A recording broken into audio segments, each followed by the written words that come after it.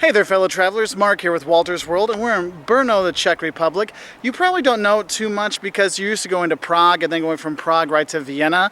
And it's on the way there, and when you come by, you'll see this huge church, St. Peter and Paul's, that's right behind me. And the town is well worth getting off. Even if you're going to just spend the day, it is well worth it. And you can even spend the night. They've got good nightlife.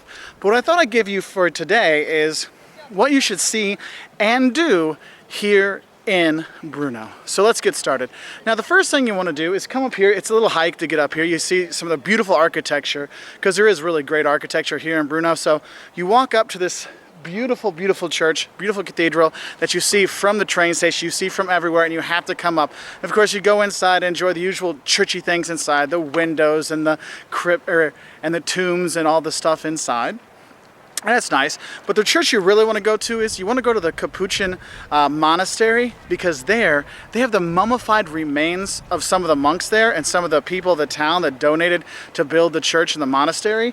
And when you go in there, there was somehow how they made the building and the vents and everything that mummified the bodies. And I've got some pictures showing up here, and I have another video on 5 of the creepiest things to go see in Europe. That's on one of the things, and that's here in Brno. So just for that, it's well worth getting off. Seeing the cool church on top of the hill and going to see that. But there's more to do here too. The third thing you should do is go to the Spilburk Castle. It's on the other side. Another thing you'll see when you're coming in on the train, a big castle on the hill. There's some museums there. You can go see some of the rooms, great view of the city, all kinds of stuff like that. The fourth thing I recommend you do is walk around the old town. They have a huge pedestrian zone here, and you have these beautiful buildings. And that's one of the things I really like about the Czech Republic, is that it wasn't so destroyed during the war, so you still have amazing architecture from 200, 300 years ago in everybody's everyday, buildings. So it's really great. So walk around, take in the architecture. You'll be taking pictures forever. There's a bunch of nice squares you can go to, have a beer, have a coffee, whatever. Well worth it when you're here.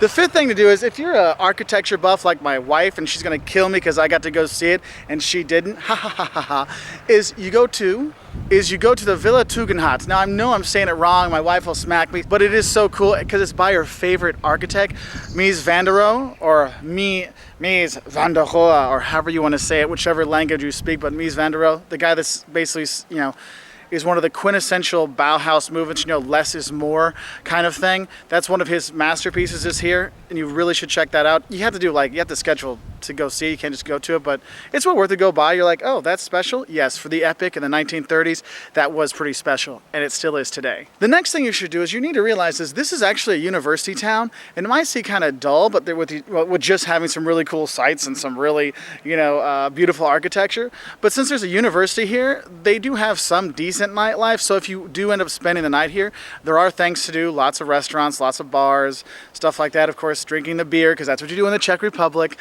But there is some stuff to do, so if you do spend the night, so you don't have to just spend a few hours here, you can spend the night, and there's plenty for you to do. Also, there's a lot of museums around town. You'll see them on the squares. Some are for history, some are for art, some are for all kinds of things. You can check many of those out. If you want to go to the Brno Zoo, there's all kinds of little things to do when you're here. So it is worth, an overnight stay. But if you don't have the time, just stop by 4 or 5 hours, take the morning train from Prague, get off, spend some time here, take in the mummies, take in the church, the castle, these kind of things, and then head on your way down to Vienna or keep on your way to Prague. It is well worth it.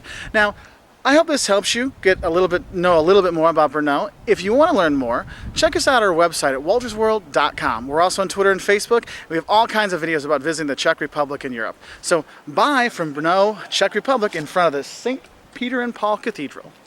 Bye.